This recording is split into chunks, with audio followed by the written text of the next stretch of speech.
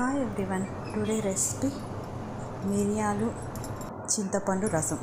ముందుగా glass water తీసుకొని అందులో టమాటా ప్యూరీని వేసుకొని చిల్లీ, ఆనియన్స్, చింతపండు, ఎండుమిర్చి, కొంచెం పసుపు, కొంచెం ఉప్పు వేసుకొని కరివేపాకు కూడా వేసుకొని కాసేపు మరగనివ్వాలి. మరిగిన తర్వాత అల్లం వెల్లుల్లి పేస్ట్, జీలకర్ర పొడి, ధనియాల పొడి వేసుకొని చారు మరగనిస్తూ ఉండాలి. మరిగిన తర్వాత ఎవరెస్ట్ పెప్పర్ పౌడర్ వేసుకోవాలి. వేసుకున్న తర్వాత మనం పొయ్యి మీద మూకిడి పెట్టుకొని అందులో ఎండుమిర్చి, ఆవాలు, జీలకర్ర, కొంత కరివేపాకు వేసుకొని పోపుని మనం చారులో వేసుకోవాలి.